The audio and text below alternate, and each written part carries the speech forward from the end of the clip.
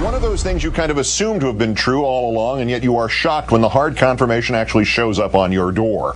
Our fourth story tonight from the former White House press secretary himself, word that the Bush White House routinely sent, and as far as we know still sends, literal talking points to Fox News for its primetime propagandists, Bill O'Reilly, Sean Hannity, and the others, to spout as if ventriloquist dummies, as if they had thought of it themselves, as if they had come to those opinions independently, as if there had been a process that was either fair or balanced. Former Bush press secretary Scott McClellan, appearing this evening on MSNBC's Hardball, ripped once and for all the fig leaf off the Fox News claim of fairness, of integrity, ending, one would hope forever, the debate over whether a government has really used private media as a propaganda outlet. Some of the wrong judgments.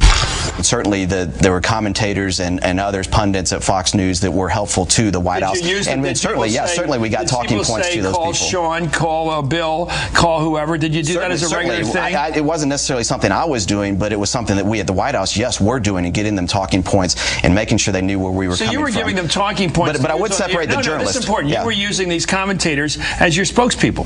Well, certainly. I mean, certainly. I think that happens to both ways when people go on other networks as well that are favorable towards the Democrats and so forth. Nobody's ever fed me any crap like that, so I don't know what you're talking about. Well, you're an independent-minded guy. I thank you. Yeah. But aren't you a little embarrassed by the fact that your White House used a television network which is purportedly fair and balanced as your mouthpiece? I think everybody in this town uses people that are going to be helpful to their cause to try to shape the narrative to their advantage. Again, I would separate the journalists, because the journalists that I worked with were people just like the rest of the White House press corps who were trying to report the news. You wouldn't use Brit Hume as somebody to sell stuff for, but you'd use the nighttime guys. Yeah, I would separate that out, and certainly, and then they'll say that that's because they agree with those views in the White House. Well, they didn't need a script, though, did they? Well, probably not. That Rupert Murdoch put neocons on the air under the leadership of GOP operative Roger Ailes is no secret, but Fox has always maintained, with more or less a straight face, that it was striving for some sort of journalistic objectivity. Over the phone tonight, Scott McClellan told us it was done frequently, especially on high-profile issues, and Countdown asked whether Fox ever gave the White House its desired results. Scott said yes.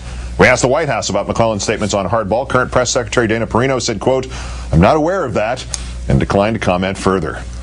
Let's bring in MSNBC political analyst, Air America radio host Rachel Maddow. Good evening, Rachel. Hi, Keith. Set this in proportion for us. I mean, yeah, it's Claude Rains in Casablanca, but if we knew this, what does this mean? Do you suddenly feel like 4% less paranoid than you did this afternoon?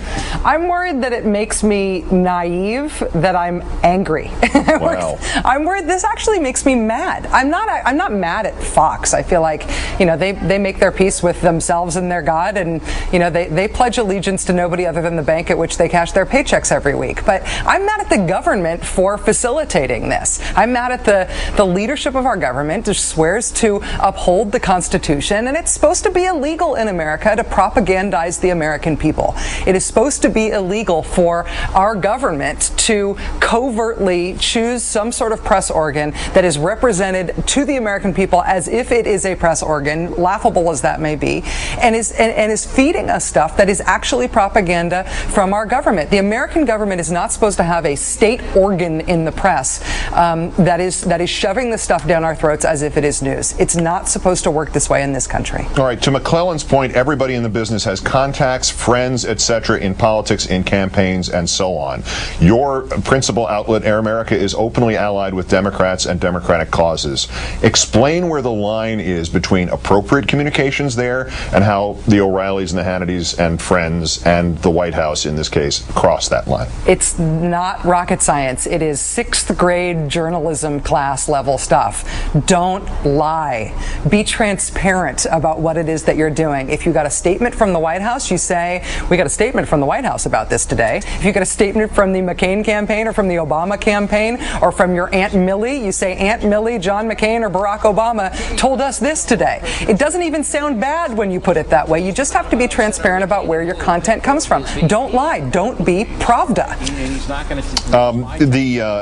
The fact that the White House paid people to echo its opinions and the Pentagon uploaded its own opinions to millions military guests, and comedian Rush Limbaugh described himself as a water carrier, expressed relief after the midterms in 2006 that he could stop carrying water for the undeserving. But now FAUX. Does anyone actually believe the right-wing stuff they spout, or are all they doing just sort of making a buck to keep the masses hypnotized?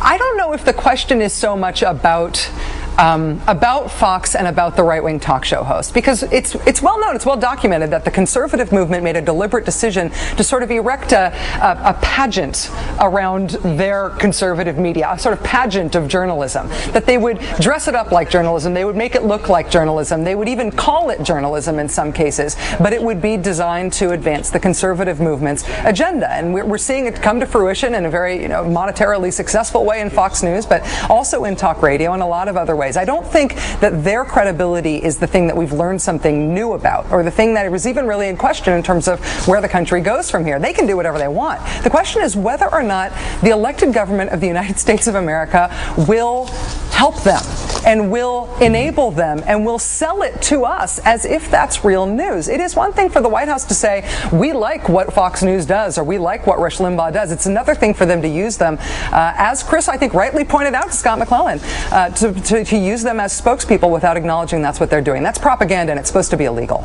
There you go. Just for the record, the White House declined to comment. We're expecting Dana Perino's probably waiting for somebody to write her some talking points. They transferred us to Fox. Fox did not return our call. So just for the record, and I wrote all that myself. Rachel Maddow of MSNBC and Air America. Thanks, Rach. Have a good weekend. You too, Keith. Thank you.